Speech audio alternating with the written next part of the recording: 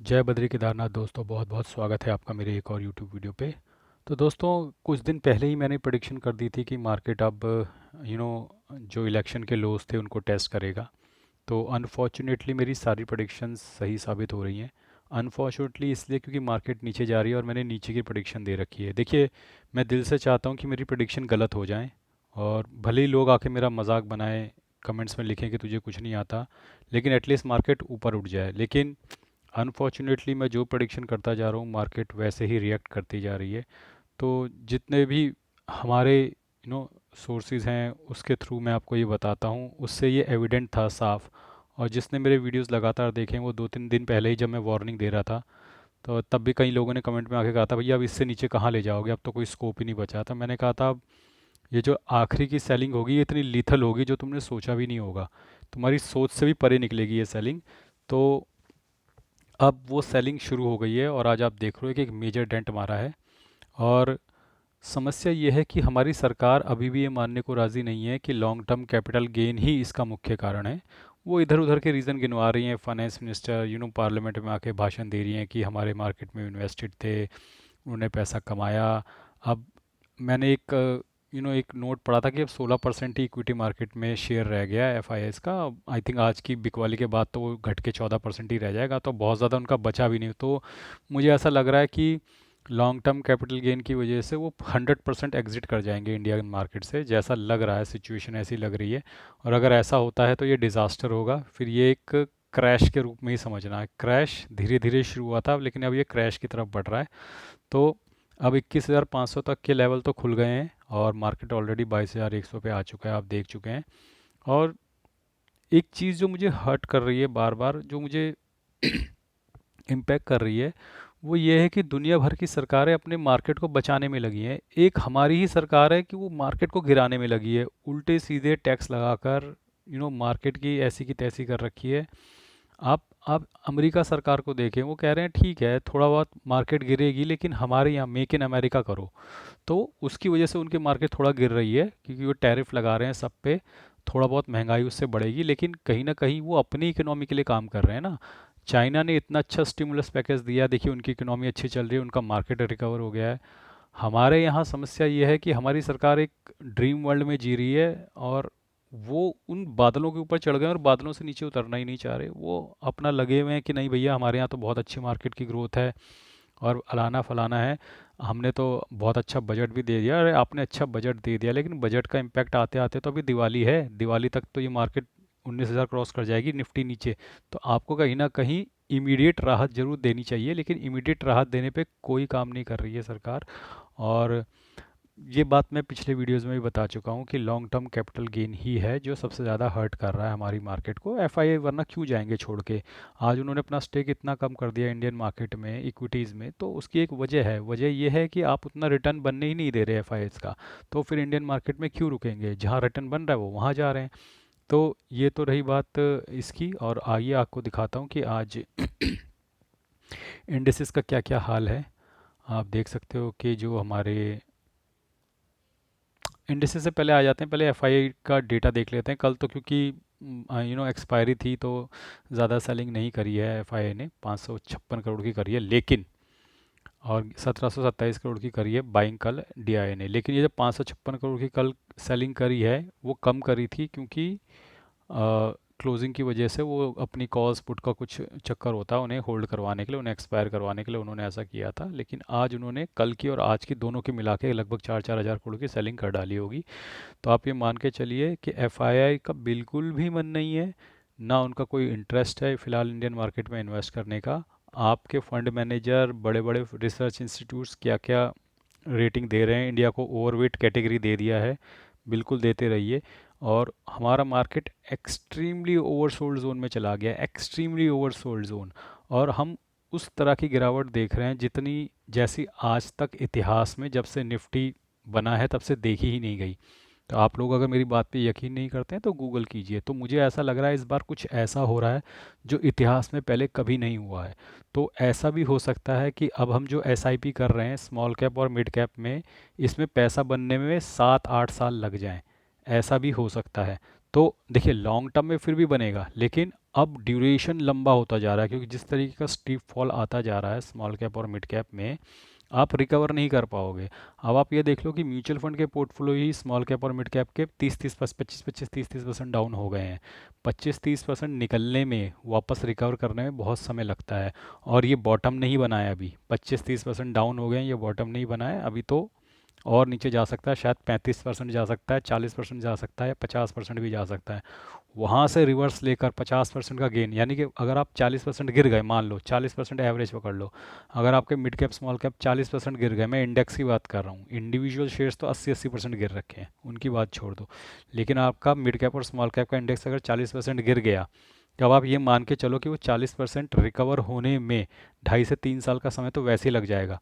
अगर उसकी 15-16% की ग्रोथ हुई मान लो, तो 3 साल का समय तो आपको रिकवरी में ही लगने वाला है मिड कैप और स्मॉल कैप में।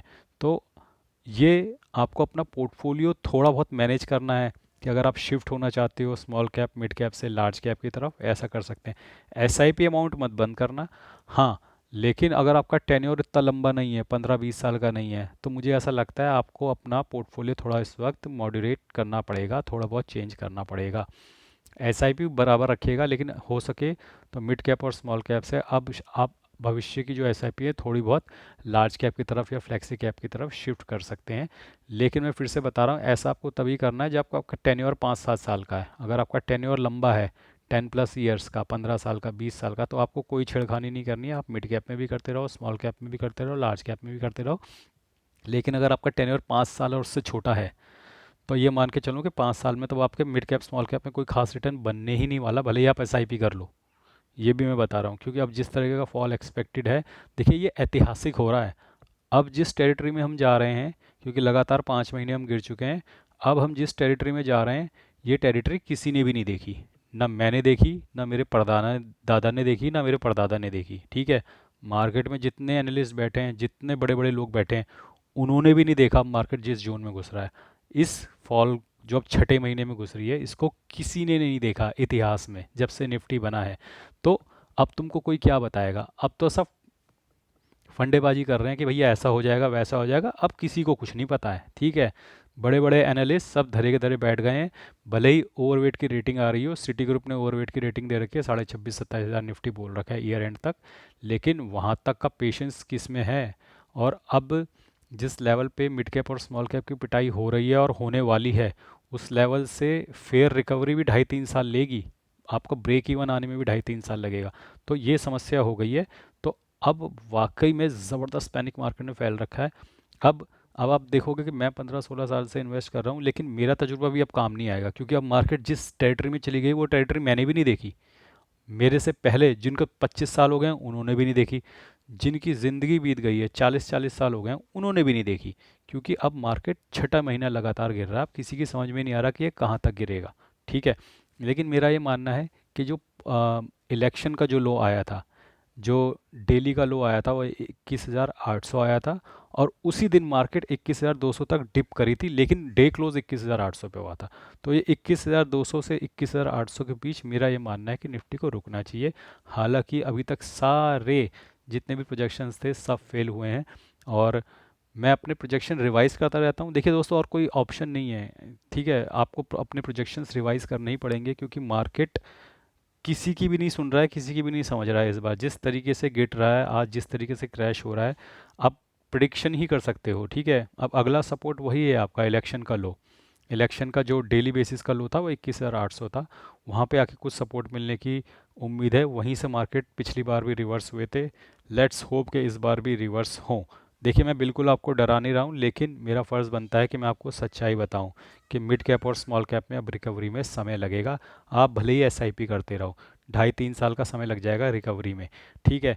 लेकिन ऐसा नहीं है कि आप लंबा इन्वेस्ट लोगे तो पैसा नहीं बनेगा। लेकिन कुछ लोग तो शॉर्ट टाइम का टेन्योर लेके आए थे। मेरे वीडियोस में मैंने कई कमेंट पढ़े हैं, कई लोग बोलते थे मैं तो 5 साल के लिए इन्वेस्ट कर रहा हूँ और मिड कैप और स्मॉल कैप में कर रहा हूँ। भैया, मिड कैप स्मॉल कैप में पैसा नहीं बनने वाला 5 साल में, मैं तुमको लिख के दे रहा हूँ, ठीक है। बहुत ज़्यादा नहीं बनेगा, थोड़ा बहुत बन जाएगा, क्योंकि 2.5-3 साल तो यहाँ से रिकवरी। पहले तो आप ये देखो गिरेंगे कहाँ तक। आप 25 से 30% के आसपास आप गिर गए हो आज की फॉल के बाद, मिड कैप और स्मॉल कैप में इसके बीच ही होगा, एग्जैक्ट मैंने अभी देखा नहीं। 25+ ही हो गया, आप 26-27 जो भी होगा, तो 26-7 के आसपास हो। अब ये फॉल कहाँ तक आएगा मिड कैप और स्मॉल कैप में? 30 पे रुकेगा, 35 पे रुकेगा, 40 पे रुकेगा, फिर वहाँ से रिकवरी शुरू होगी। फिर आपका सालाना अगर 15% पकड़ लो, जो कि मिड कैप का होता है, स्मॉल कैप का होता है 15 16 से 17%, तो भी आपको रिकवरी में देख लो 3 साल तो वैसे ही दिख रहे हैं। तो ये बात ध्यान में रखना, अपनी एक्सपेक्टेशन को लोअर डाउन कर दो, ठीक है। बहुत ज़्यादा पैसा बहुत जल्दी नहीं बनने वाला, लंबे समय तक इन्वेस्ट करना होगा। अब आपने एक एक्सट्रीम बियर रन देख लिया है, तो अब आपको पेशेंस रखना है, इन्वेस्ट लगातार करते रहना। देखो एसआईपी बंद मत करना, ठीक है। ये मैं आपको अभी भी समझा रहा हूँ। आप पोर्टफोलियो में इधर उधर करना चाहते हो आप कर लो, हालांकि मैं तो नहीं कर रहा हूँ, क्योंकि मैं तो 15 ईयर्स के लिए इन्वेस्टेड हूँ। तो ना तो मैं अपनी स्मॉल कैप, ना मिड कैप और लार्ज कैप, तीनों में ही कोई भी चेंज नहीं कर रहा हूँ। लेकिन अगर किसी का टेन्योर छोटा है 5 साल तक का, तो भाई आपको तो लार्ज कैप की तरफ ही शिफ्ट होना पड़ेगा, क्योंकि आपका कुछ पैसा नहीं बनने वाला मिड कैप और स्मॉल कैप में। या थोड़ा बहुत पैसा बन जाएगा, 5 साल में 10% कमा लोगे, 15% कमा लोगे या 20% कमा लोगे। 5 साल में 20% कमाओगे तो 15-20% कमाया तो क्या कमाया। तो इस हिसाब से मैं बोल रहा हूँ कि आपको थोड़ा लार्ज कैप की तरफ शिफ्ट होना पड़ेगा। लेकिन अगर आपका टेन्योर लंबा है तो कोई छेड़खानी करने की ज़रूरत नहीं है, ठीक है। अब हर तरफ से नेगेटिव न्यूज़ आएगी, हर तरफ से आपको डराया जाएगा, हर तरफ से पैनिक सेलिंग हो रही है, ठीक है। लगातार पैनिक सेलिंग हो रही है, एफआईआई भी बेच रहे हैं, हाई नेट इंडिविजुअल जो रिटेलर्स हैं वो भी बेच रहे हैं, ठीक है। कई लोग जो शेयर्स में है, देखो शेयर्स वालों के पास तो अब ऑप्शन ही नहीं बचा, वो तो अब अपनी कैपिटल बचाने के लिए बेच देंगे, ठीक है। क्योंकि अब इतनी घबराहट, इतना पैनिक सेलिंग होगा कि आपने देखा नहीं होगा। और अब जिस जोन में मार्केट घुस रहा है लगातार 6 महीने, ऐसा कभी देखा ही नहीं है इतिहास में। तो अब आप ये कह सकते हो कि हम लोग बदकिस्मत हैं कि हम पिछले 1 1.5 साल में एंटर किए। अब जो भी है सिचुएशन कह सकते हैं, हम सब ही हैं, हम जितने भी लोग इन्वेस्टेड हैं हम सब बदकिस्मत हैं कि हम एक ऐसी सेलिंग देख रहे हैं जो इतिहास में कभी देखी ही नहीं गई। लगातार 6 महीने निफ्टी गिर रहा है। अब देखिए धैर्य तो फिर भी बनाए रखना होगा, ठीक है। अब आप तूफान के बीच में हो, समंदर में हो, ज़बरदस्त तूफान चल रहा है, अब एक ही नाव पे हम लोग सवार हैं। तो अब या तो समंदर में कूद के आत्महत्या कर लो, या फिर इस तूफान के पार होने का इंतज़ार करो और किनारे पे लगने का इंतज़ार करो अपनी नाव का। तो मैं तो इंतज़ार कर रहा हूँ और मेरी एसआईपीज़ लगातार जारी हैं। आगे मैं वीडियो में आपको दिखाऊंगा मेरी एसआईपीज़ आज किस कौन कौन सी कटी हैं। और इंडिसेस की अगर बात कर लें तो देखिए आज 1.83% लगभग निफ्टी डाउन है। मिड कैप 50 देखिए 2.39% डाउन है, मिड कैप 100 2.96% डाउन है, मिड कैप 150 2.84% डाउन है। तो लगभग मोटा मोटा लगभग 3% डाउन है मिड कैप।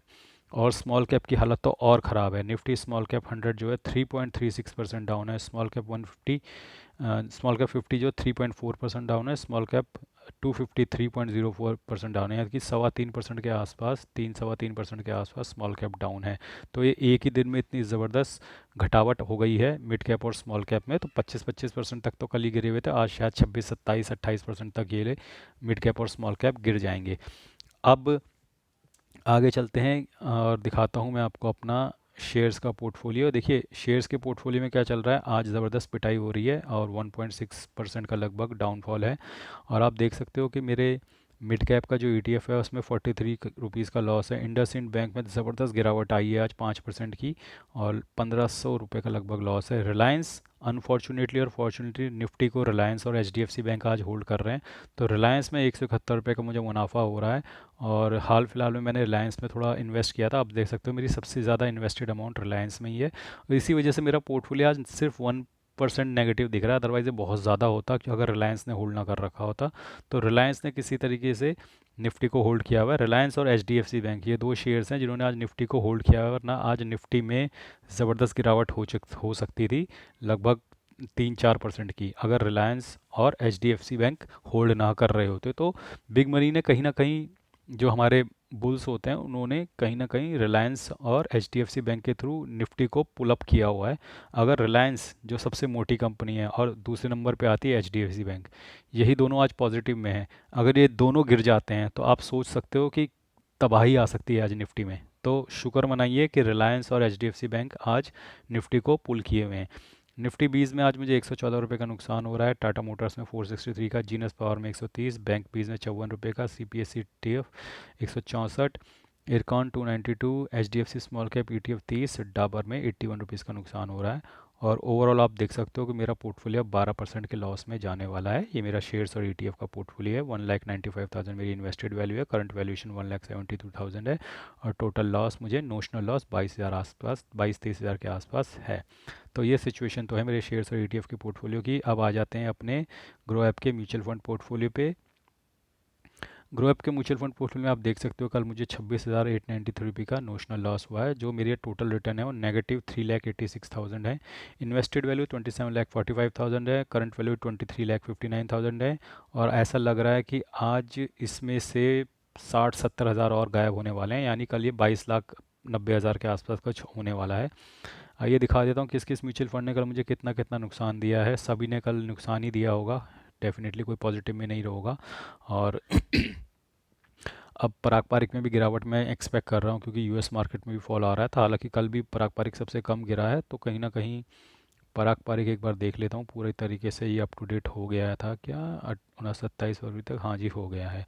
तो कहीं ना कहीं डाउन साइड प्रोटेक्शन पारंपरिक का अभी भी बेस्ट है, इसमें कोई दो राय नहीं है। आप देखेंगे सबसे कम वही गिरता है, और पारंपरिक है, फिर H large and large cap fund है, निपॉन लार्ज कैप है। आप देखते जाइए और देखते जाइए किस किस फंड ने मुझे कितना कितना लॉस दिया। जो जिस फंड ने सबसे ज़्यादा लॉस दिया वो नीचे नज़र आ रहे हैं, आप देखते जाइए।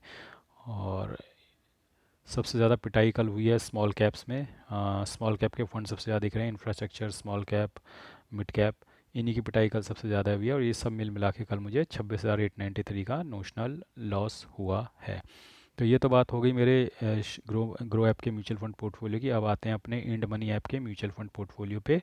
और यहाँ पर आपको दिखाना ज़रूरी है, क्योंकि यहाँ पे सबसे पहले मैं आपको दिखाता हूँ कि मेरे फंड्स की कितनी वैल्यू है। यहाँ पे 1,21,000 मेरी ओवरऑल पोर्टफोलियो वैल्यू है, 1,28,000 मेरी इन्वेस्टेड वैल्यू है। जो रिटर्न है -5.56% बने हुए हैं। और ये सारे म्यूचुअल फंड्स में मैंने इन्वेस्ट किया हुआ है। और अब तो शायद कोई भी म्यूचुअल फंड मेरा पॉजिटिव में नहीं होगा, except Tata gold mutual fund. Gold का ईटीएफ है, लेकिन गोल्ड में भी गिरावट शुरू हो गई है। आई डोंट नो ये किस तरीके की मार्केट है कि इक्विटी भी गिर रहा है और गोल्ड भी गिर रहा है। तो कल से गोल्ड में भी गिरावट शुरू हो गई है। ट्रंप के जो टैरिफ वॉर शुरू करी है उसकी वजह से गोल्ड में भी गिरावट शुरू हो गई है। आप देख सकते हैं कि 47,000 की मेरी एसआईपी है फरवरी की। इसमें 43,000 कंप्लीट हो चुकी हैं, और बाकी बची हुई आज कंप्लीट हो जाएंगी। और इस तरीके से मेरे 47,000 in the month of February, जो मैंने पहले से आपको बता रखा था कि इतनी मेरी एसआईपीज़ कटेंगी, वो एसआईपीज़ मेरी कंप्लीट हो जाएंगी। तो आज मैं आपको दिखा देता हूँ कौन कौन सी एसआईपीज़ मेरी कटी हैं। तो आप देख सकते हो कि एसबीआई स्मॉल कैप की मेरी एसआईपी आज 28 फरवरी को कट गई है। एचएसबीसी स्मॉल कैप 28 फरवरी को कट गई। टाटा स्मॉल कैप 28 फरवरी को कट गई है। इन्वेस्को इंडिया मिड कैप 28 फरवरी को कट गई है। बंधन कौर मिड कैप है, 28 फरवरी को कट गई है। कोटक एमर्जिंग इक्विटी 28 फरवरी को कट गई है।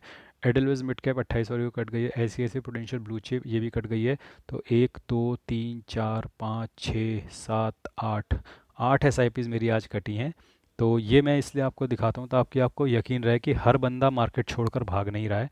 एटलीस्ट मैं इतना ट्रांसपेरेंट और इतना ईमानदार तो हूँ कि जो मैं आपको बताता हूँ वो मैं करता हूँ।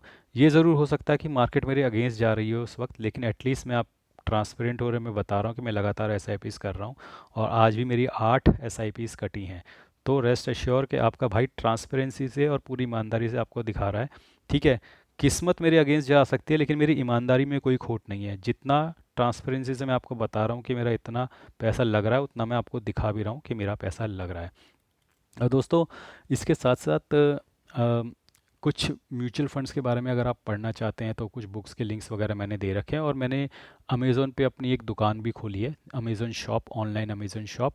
उसका लिंक डिस्क्रिप्शन में मौजूद है, अगर आप चाहें तो मेरी दुकान जाके देख सकते हो। वहाँ पर मैंने बेसिकली बता रखा है बुक्स के बारे में, जो म्यूचुअल फंड्स की हैं अच्छी अच्छी, आप वो देख सकते हैं। प्लस मैं यूट्यूब वीडियोज़ बनाने के लिए, मतलब कौन कौन से मेरे पास हेडफ़ोन हैं, कौन सा मैं माउस इस्तेमाल करता हूँ, कौन कौन से मेरे लैपटॉप इस्तेमाल करता हूँ, तो उन सब का मैंने एक स्टोर बना रखा है। आप देख सकते हो, आप मतलब आप अपनी जानकारी के लिए जाकर भी उस स्टोर में देख सकते हो कि मैं क्या क्या मटेरियल यूज़ करता हूँ। तो मेरे हेडफोन्स जो हैं जबरा के, वो वहाँ पे दिख जाएंगे आपको। माउस कौन से मैं यूज़ करता हूँ, एचपी के, लेनोवो के। मैं लैपटॉप कौन सा यूज़ करता हूँ, तो वो सारी चीज़ें मैंने वहाँ पे डाल रखी हैं उस वीडियो अपने स्टोर के अंदर। उसका लिंक आपको डिस्क्रिप्शन में दिख जाएगा, आपको अगर देखना हो तो देख सकते हैं। बाकी आगे यहाँ पे मेरा शेयर्स का भी एक पोर्टफोलियो हुआ करता है, जिसमें मैं आपको दिखा देता हूँ। मेरे खुद के भी शेयर्स होते हैं। अब यार ऑल ब्रोकर्स में मैं चला जाता हूँ, तो देखिए मेरे ग्रो ऐप पे मेरे कुछ शेयर्स हुआ करते थे जो मैं लेकर छोड़ देता हूँ, मतलब मैं इनको देखता नहीं हूँ, मतलब मैं ख़रीद के भूल जाता हूँ। तो जैसे म्यूचुअल फंड्स का मेरा अकाउंट है ग्रो ऐप पे, और मेरी वाइफ का अकाउंट है ग्रो ऐप पे म्यूचुअल फंड का, और एक इंड मनी पे मेरा म्यूचुअल फंड का अकाउंट है, जो दोनों मैं आपको दिखाता हूँ। फिर एक शून्य प्लेटफॉर्म है जिस पे मैं शेयर्स का वो है अकाउंट मेरी वाइफ के नाम पे। इसी तरीके से ग्रो ऐप पे मेरा खुद का शेयर्स का भी अकाउंट है। ठीक है, तो उसके अंदर मैं कुछ शेयर्स आपको दिखा देता हूँ जो मैं खरीद के रखता हूँ और भूल जाता हूँ। आप देखो इसमें H D F C bank पड़ा हुआ है, H D F C bank आज ऊपर है, तो मैंने सही इन्वेस्टमेंट कर रखी है। H D F C bank मेरा ऊपर है और आज भी ऊपर है H D F C bank. Reliance industry इसमें पड़े हुए हैं 59 शेयर, और थैंकफुली आज की गिरावट में भी रिलायंस ऊपर है। ठीक है, टाटा मोटर्स गिरा हुआ है, टाटा स्टील्स अभी भी संभला हुआ है, इसके प्राइस भी कंसिस्टेंट बने हुए हैं। तो आप देखोगे यहाँ पे अच्छे अच्छे शेयर लेके मैंने रखे हुए हैं, और कुछ पुराने पड़े हुए हैं 10-15 साल से जो बिल्कुल खटारा शेयर हैं। रिलायंस पावर है और आपका यूनिटेक है, ये उस ज़माने की बात है जब 10-14-15 साल पहले, तो वो पड़े हैं, तो मैं उनमें कोई छिड़खानी करता नहीं, अब पड़े हैं तो पड़े रहने दो।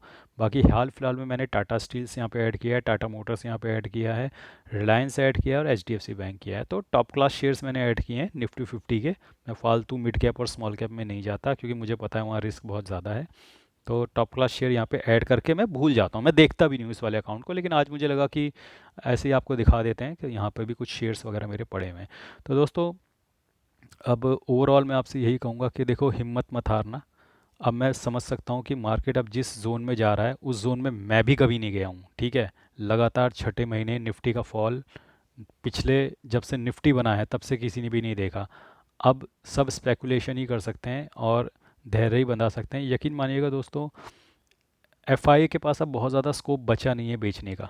ठीक है, तो उसके बाद इस मार्केट को सेलिंग को रुकना ही पड़ेगा, और या फिर कंसोलिडेशन फेज में जाना ही पड़ेगा।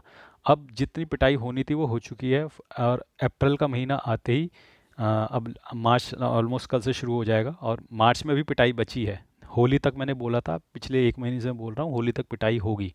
उसके बाद मार्केट कंसोलिडेशन फेज में जाएगा, फिर अप्रैल से आपके नतीजे आने शुरू हो जाएंगे, जो कि गंदे ही आने हैं। लेकिन पहले ही इतने गंदे आ चुके हैं, अब इससे थोड़ा बेहतर ही आएंगे या उतने ही बुरे आएंगे। तो मार्केट ने ऑलरेडी उन गंदे नतीजों को डाइजेस्ट कर लिया अपने नंबरों में।